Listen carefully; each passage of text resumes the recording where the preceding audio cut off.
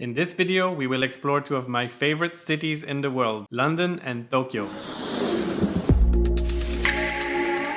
My name is Jerome, and welcome to Nomad Movie Guide. The first thing I want to mention today is that this will not be the last time I will review a movie or series set in Japan. Japan is a special place for me. I spent quite some time there for work and visiting. I made very good friends over the years, and I definitely have a strong interest for the country and its culture, and I wish to share some of it with you guys through my videos. Today I will talk about the series Giri, Haji. It only has one season of 8 episodes. It's produced by the BBC in the UK and it's available on Netflix worldwide. It came out at the end of 2019, but it went a bit under the radar. It's not a series that everyone talked about, but the critics and comments online are very positive. It is often mentioned on a list of most underrated series available now. Giri Haji means duty and shame in English. It's a fair title that illustrates the dynamic between the two brothers that are at the center of the story. It's a storyline that involves a large array of interesting and well-developed characters, and that's one of the reasons that make this series stand out. The story begins with Detective Kenzo Mori, who is tasked to travel to London to find his younger brother Yuto, who was assumed dead, and bring him back to Tokyo to face the consequences to his actions. Fukuhara, the head of a Japanese Yakuza family, summarizes the situation well when he says, "Someone threw a stone in a pond a long way away and we're only just feeling the ripples." Basically meaning that whatever Yuto did will have a lot of consequences in both cities and involving a lot of people.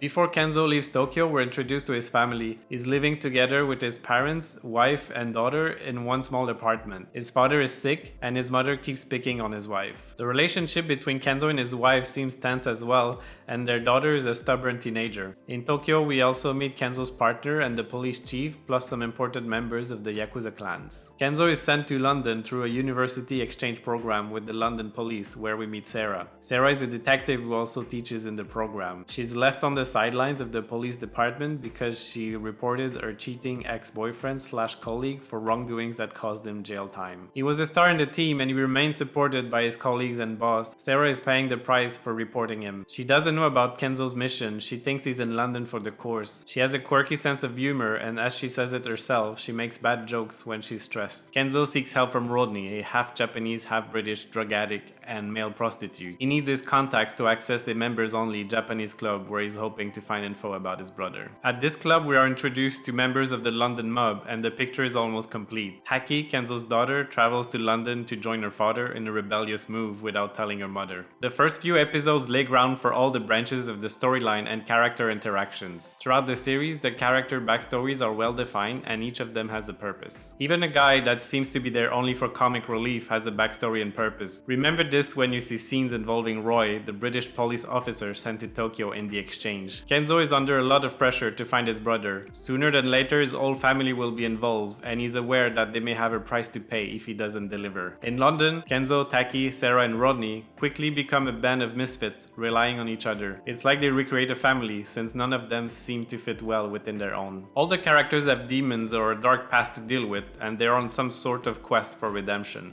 What makes it interesting is that there's always a glimpse of hope hanging high above their heads, but none of them are overly optimistic since they're very aware of how deep they're buried under their mess. In that sense, Kenzo's wife tells her mourning stepmom that birth is agony, life is hard, and death is cruel. Don't ask me to explain it. I think the strength of the series resides in the humanity showed in all the characters, even the toughest gang members. Most have doubts or regrets and seek a better future, whether this may be possible or not. There is a lot of violence as you can expect from a crime-based series, but to me it never overshadows the interactions between the characters, and you'll find a lot of humor and powerful moments. Some of my favorite scenes are when Kenzo's wife and his mom are tasked to rescue Yuto's girlfriend and his son from their Yakuza family.